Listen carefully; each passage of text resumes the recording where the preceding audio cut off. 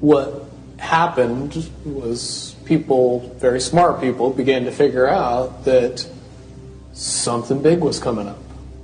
Something that made it so all the possibilities of all the future scenarios of any choice, any possibility that was fed in and observed through the looking glass inherently ended up in the same future.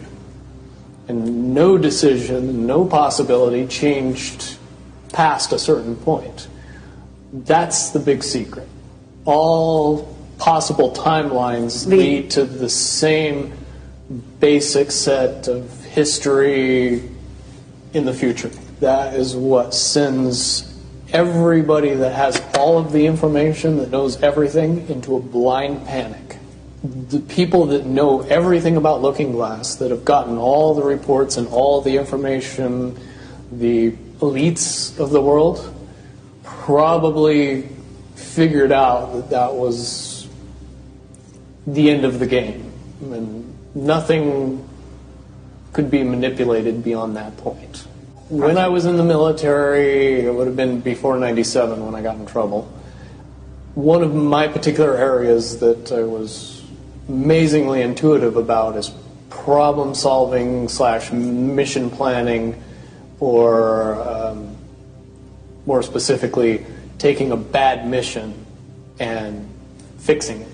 Certainly knowing how string theory and possible futures works makes it so you can work your mind very quickly to see the reality of what's happening and decide what decisions need to be made to change it for a particular outcome.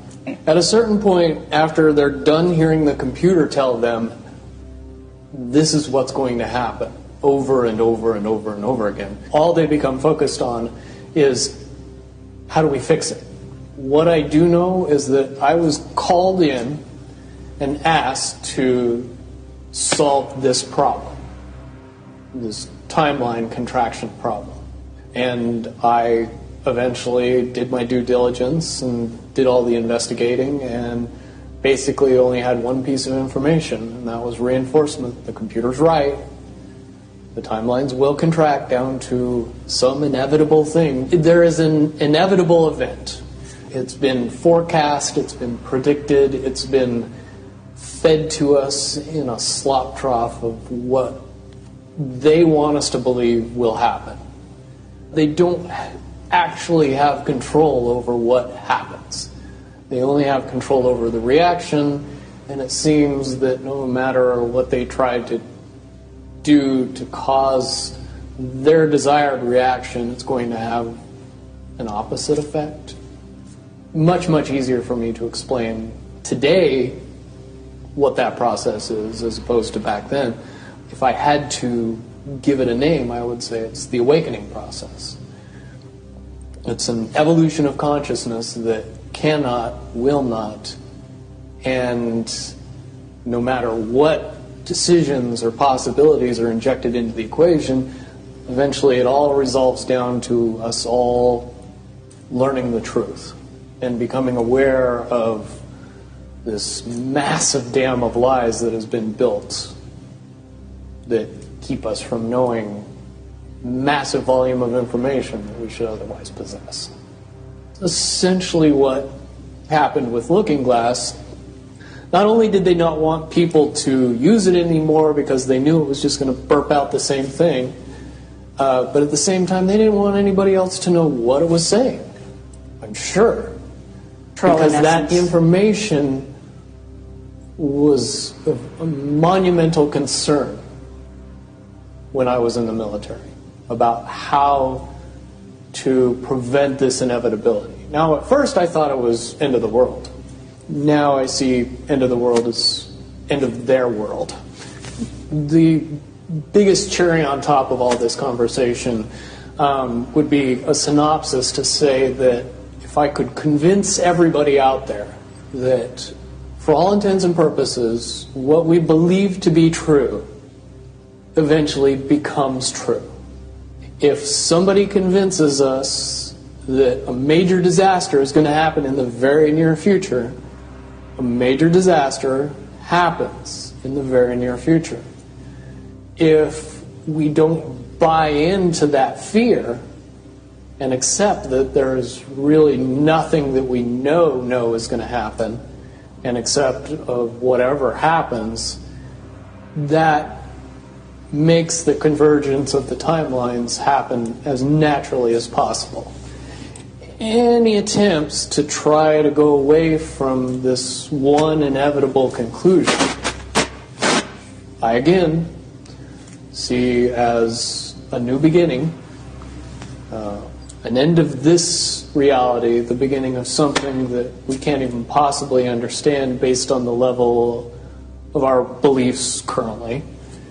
But when all that information comes flooding out, there's going to be no denying what's true and what's a lie or what's illusion. Basically, what we're experiencing right now is two master chess players sitting at the board.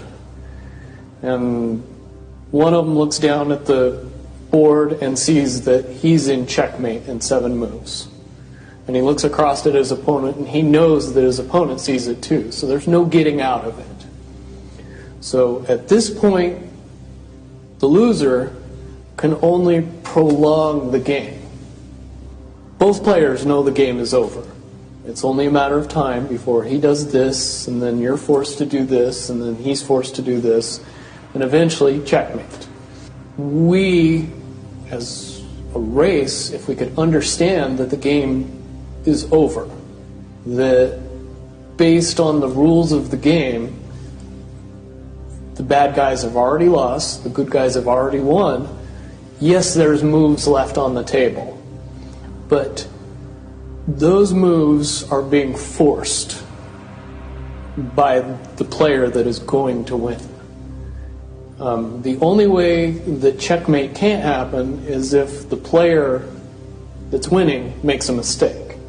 But from all of the information that I've gathered, all of the information that's been given, all of the information that's been vetted to me, it seems pretty obvious that the good guy player on the side of the chessboard knows exactly what has to be done to win the game. And so at this point, any mistake would be all but impossible. But again, you really have to understand the game to know that the guy that's losing is lost. And I'm sure most people sitting watching a chess match between two advanced chess players know the game's over long after the two players know it's over. Because they can't see the board and see that there's only 7 moves left.